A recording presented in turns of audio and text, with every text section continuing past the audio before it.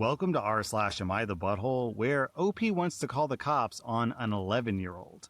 Am I the butthole for wanting to charge an 11-year-old for theft and destruction of property? So, about a week and a half ago, my son's phone was taken from his bag at primary school. I managed to track it using Find My iPhone, and it led me to a house. From that house, I banged on the front door, and it was answered by a mother. I explained that I tracked my son's phone to this house, and from there discovered her son and two of his friends had just been there. She calls her son, and then I follow her in my car to a second kid's house. At this house, all three kids are there, and I tell them, I don't care who stole it, just hand it back and it's done.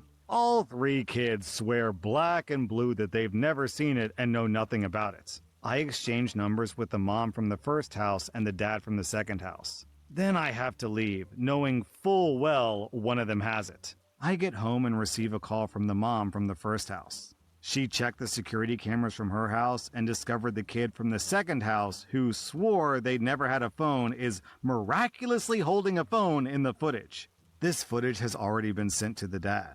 The next minute, I get a message from the guilty kid's mom asking if she can come to my house. Her and her son arrive teary-eyed and apologetic. I just ask for the phone back, and she shakes her head saying that he smashed and destroyed it. It was only an iPhone XE, so it's not expensive. But as a single mom working full-time, that was my means of communication with my son. She asked if she could buy me a phone now. I ask if she could just give me $100. She agrees and is happy to pay that. It's been over a week now, and she stopped replying to my messages and won't answer any calls. Last message I sent was me saying if I didn't receive payment, I would report and charge her 11-year-old son. So, am I the butthole if I charge him for theft and destruction of property? Also, as a side note, I have camera footage, admission of guilt in her text messages, and agreeing she would pay, as well as her son admitting to the school that he stole it as well. So, we have enough evidence to go forward. You know, if that mom didn't want her kid to be charged, she had an out. You offered her an out. Just fork over the money, buy a new phone, and everyone can just move on from it. But she dug in her heels, so, actions have consequences. For both the kid and the mom. OP, I'd do it, because if you don't, what would stop the kid from just stealing the next phone from your son as well? OP, you get 0 out of 5 buttholes. I'm giving the others 2.5 out of 5 buttholes. Also, down in the comments, we have this very relevant story from Your Alien. I've been through this with my daughter. We sent the police. Never happened again, and the offender left all my daughters alone after that. Am I the butthole for telling my wife that I'll lose respect for her if she doesn't apologize? My wife and I have 3 kids. Thursday, my wife was helping our 9-year-old with her homework. She was supposed to fill in a chart with the timetables. That was a hectic day. Our 4-year-old threw up, and I was trying to clean him up. And my wife was having trouble getting our 9-year-old to focus on what she was doing because she kept looking at me. Our 9-year-old hates math and is pretty bad at it, which annoys my wife, who is usually fantastic at math. My wife asked our daughter what 7 times 7 was. Our daughter said she didn't know. My wife kept telling her to try to think of any answer. Our daughter kept saying she didn't know. My wife was getting frustrated. Our daughter finally guessed 37. My wife said, "Close, 47. Our 13-year-old then said, "No, Mom, it's 49. My wife snapped at that point and told him to shut up and go upstairs. He went to the backyard instead. My wife took a deep breath and then went to our room. I finished with our 4-year-old and then went outside. I tried to talk to my son, but he didn't want to listen. He kept saying, "But Dad, 7 times 7 is 49. I told him that his mom just got frustrated and didn't mean to yell at him. He kept insisting that 7 times 7 is 49, which I'm aware of, so I got nowhere. I went back inside to talk to my wife. She said she knew she shouldn't have yelled. She said she was frustrated because he was distracting her, and that's why she made the mistake. I pointed out that she made the mistake before he said anything. She started crying and asked why I was being so critical. I apologized. Oh, come on.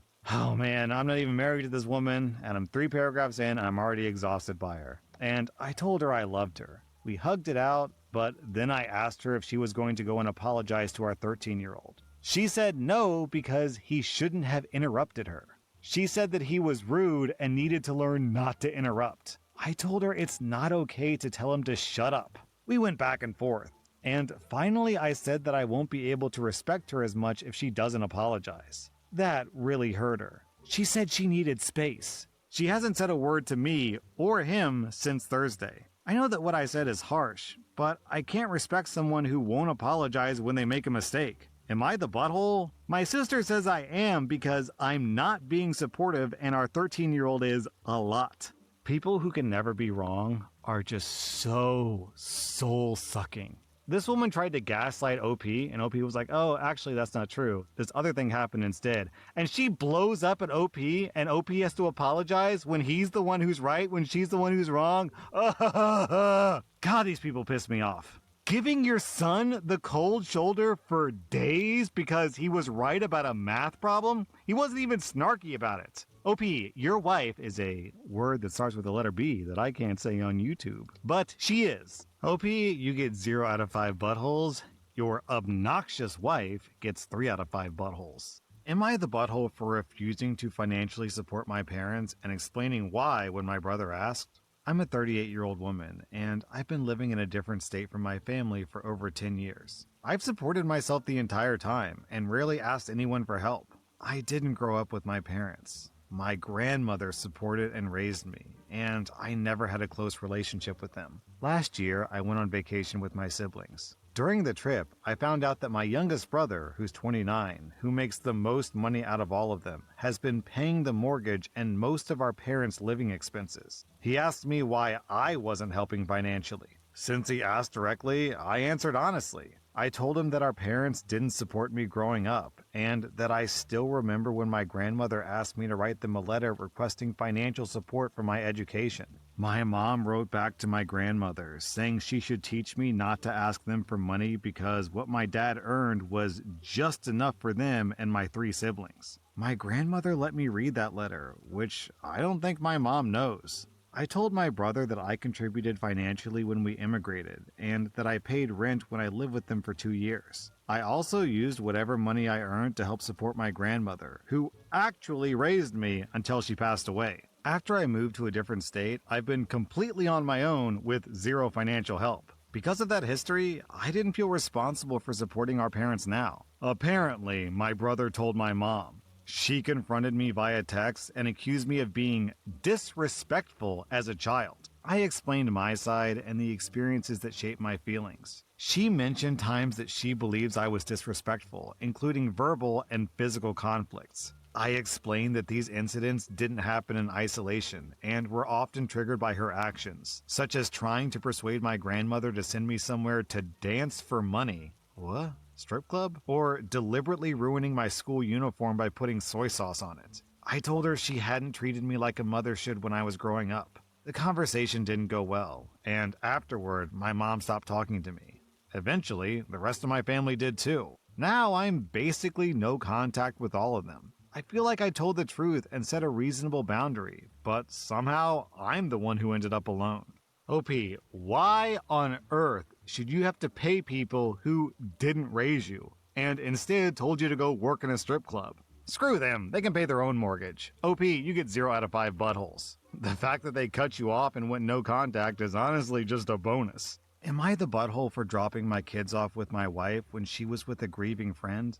My wife's best friend, Jessie, lost her husband about a month ago. My wife has been at Jessie's home almost every day since. My job has me on call some nights, and money is tight, so I can't not be on call. I know Jessie is struggling, but it's stressing me out a ton to be basically a single parent since my wife is never home. I've talked to her about cutting back, but that ends in an argument about me being heartless. Yesterday I was on call, and I actually got called in. I couldn't leave our 2 daughters home alone, ages 6 and 9, so I called my wife telling her she needs to head home now and I need to leave.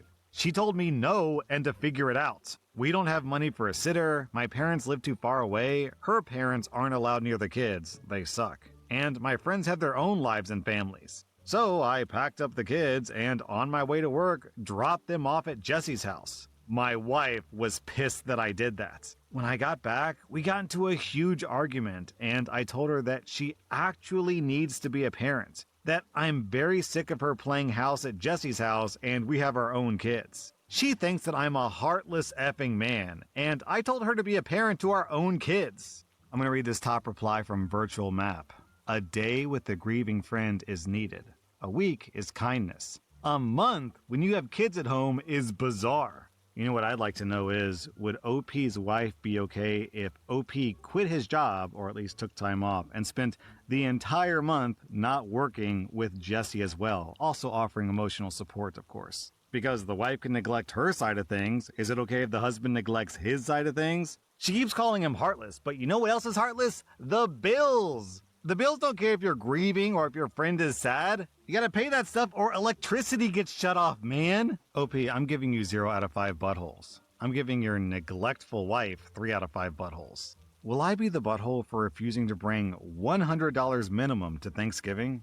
My family and I celebrate Thanksgiving every year with my siblings, parents, and their kid.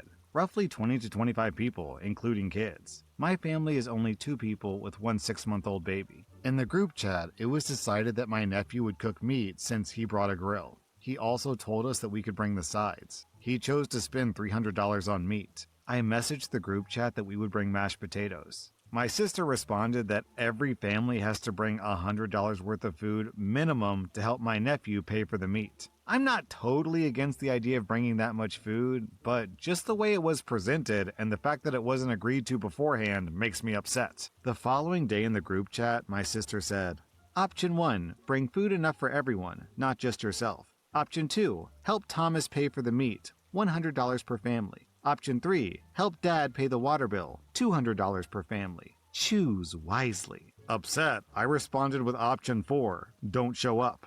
Am I being a butthole if I don't show up at all in protest to this $100 minimum rule? Yeah, I think the sister's being a little overly picky here. This is just a potluck. It's not a big deal. If OP wants to bring mashed potatoes, it's fine. There is some fishiness going on here because $100 per family among 25 people means that Thomas would get paid back like $1,000. OP, I think the power play is to buy $100 worth of potatoes and, butter and whatever else, and make $100 worth of mashed potatoes. Anyways, OP, I'm giving you 0 out of 5 buttholes. That was r/Am I the Butthole, and if you like this content, check out my podcast where I publish the exact same episodes. Also, hit that subscribe button because I put out new Reddit videos every single day.